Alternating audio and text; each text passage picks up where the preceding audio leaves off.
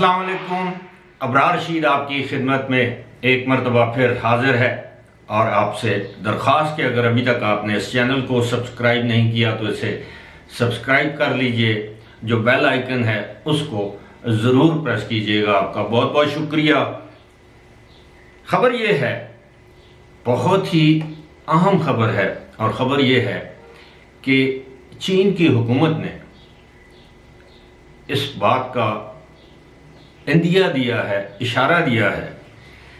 कि वो पाकिस्तान को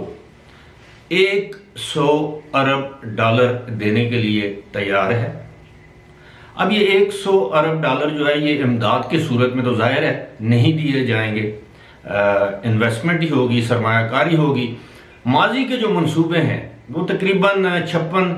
अरब से लेकर 60 अरब डॉलर तक के थे, जो सी पैक के तहत मुकम्मल होने थे या होंगे। ये जो रकम है ये उससे हटकर है, यानी उसके अलावा है। अब ये 100 अरब डॉलर, जाहिर है कोई भी मुल्क किसी मुल्क में दूसरे मुल्क में अगर सरमायाकारी करता है,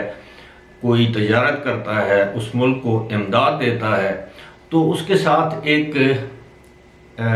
कंडीशन टैग कह लें, प्राइस टैग होता है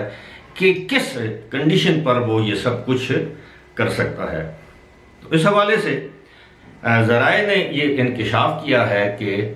चीन ने ये इंडिया इसलिए दिया है कि अगर इमरान खान की हुकूमत चली जाती है और दोबारा मुस्लिम लीग नून की हुकूमत आ जाती है तो वो उस सूरत में पाकिस्तान को, एक तो ये है कि बेल आउट पैकेज जिसे हम कहते हैं, कि वो पाकिस्तान को मौजूदा जो संगीन तरीन मुआशी बहरान है उससे निकालने के लिए पाकिस्तान की मदद करेगा, यानी IMF से छुटकारा दिलवाने के लिए पाकिस्तान की मदद करेगा। उसके अलावा जो है वो पाकिस्तान में 100 अरब डॉलर सरमायाकारी करेगा। जाहिर है इससे पाकिस्तान की मईशत तवाना होगी, पाकिस्तान में तरक्की आएगी, पाकिस्तान में रोज़गार के मौके आएंगे, बेरोज़गारी ख़त्म होगी, गुर्बत में जो कमी है वो वाक़ होगी। ये सारा कुछ जब हमारे एक दोस्त हैं, अब ज़ाहिर है मैं उनका नाम नहीं बता सकता, उन्होंने इस हवाले से लंदन में अपने ज़राए से रब्ता किया, यानी ऑब्वियसली नून लीग के आला सतह के ज़राए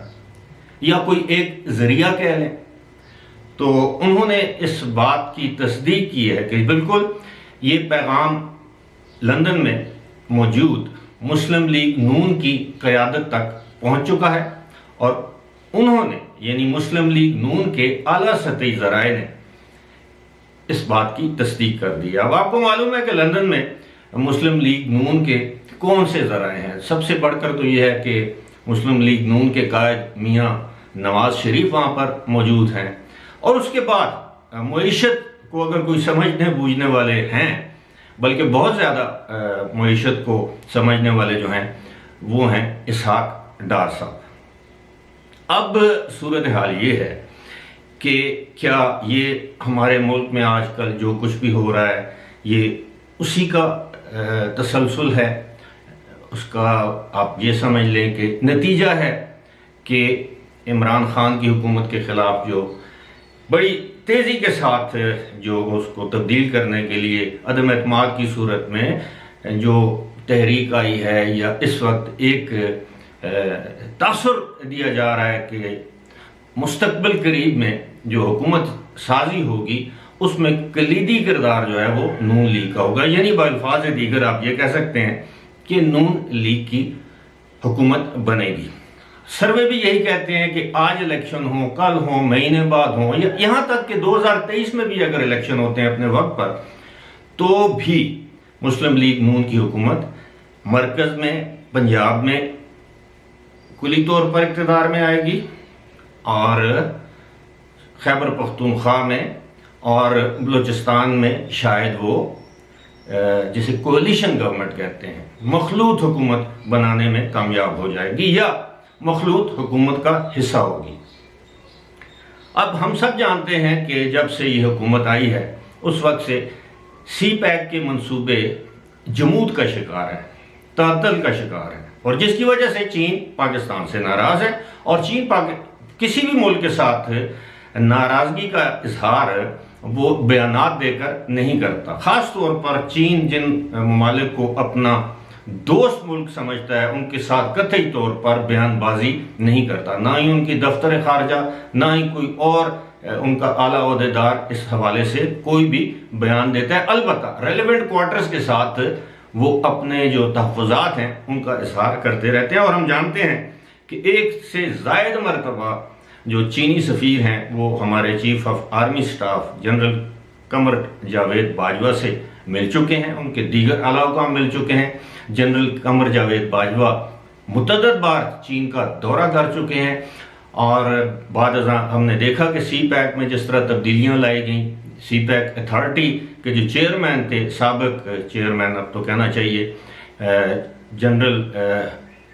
आसिम सलीम बाजवा, उनको हटाना भी इसी सिलसिले की एक कड़ी था कि एतमाद साजी है वो दोबारा हो और सी पैक के अगला जो मरहला है उस पर काम का आगाज़ किया जाए। अब देखते हैं ये सारा कुछ कब मटीरियलाइज होता है, लेकिन अगर ये 100 अरब डॉलर की बात है तो मैं समझता हूँ ये तो पाकिस्तान के लिए जैसे कहते हैं सोने की कान होगी। एक तो वो सोने की तलाश में हम गुज़श्ता तकरीबन 2 दहाइयों से बलूचिस्तान में, लेकिन ये जो मंसूबा तो नहीं कहना चाहिए, लेकिन ये जो ऑफ़र है अब इसमें चीनी हुकूमत की जानिब से तो जाहिर है इस बारे में कुछ नहीं कहा गया, ना कहा जाएगा। अलबत्ता एक चीज़ तय है कि सफारती ज़राए ये कहते हैं कि चीन इस वक्त जो पाकिस्तान में जो सियासी सूरत हाल है उस पर बड़ी गहरी निगाह रखे हुए, ख़ास तौर पर चीनी कंपनियां जो पाकिस्तान में इन्वेस्टमेंट कर चुकी हैं या उनकी इन्वेस्टमेंट फ़िलहाल जो है वो गो स्लो है और या सरमायाकारी करने में दिलचस्पी रखती हैं, तो जाहिर है हो सकता है कि ये चीनी गवर्नमेंट की तरफ से ना हो बल्कि वो चीनी कंपनियां, अब चीनी कंपनियों के लिए 100 अरब डॉलर इसी तरह है जिस तरह पाकिस्तान की किसी बड़ी कंपनी के लिए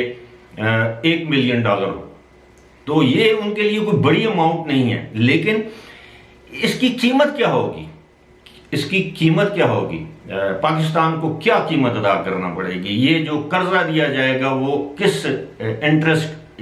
रेट पर दिया जाएगा, किस मार्कअप पर दिया जाएगा, क्या ये जिस तरह माजी में हम सुनते आए हैं कि ये जो कर्जे हमने चीन से लिए हैं वो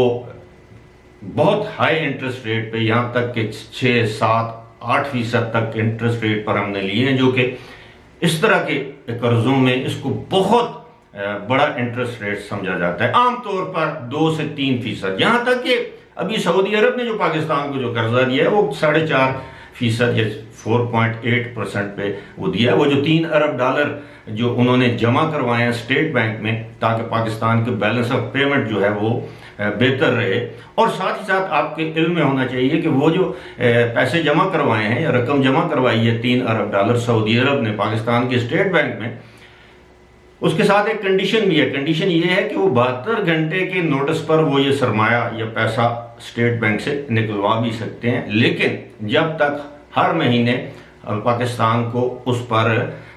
4.8% जो है वो सूद अदा करना पड़ेगा। अब देखते हैं ये चीज़ कब मटीरियलाइज होगी, कब नवाज शरीफ या मुस्लिम लीग नून की हुकूमत पाकिस्तान में आएगी और कब ये सारा जो सिलसिला है जिसका अब बहुत से हलकों में जिक्र किया जा रहा है, ये मंसूबा या ये ऑफर जो है वो मटीरियलाइज होगी। फिलहाल इसी के साथ मुझे दीजिए इजाज़त। खुदा हाफिज़।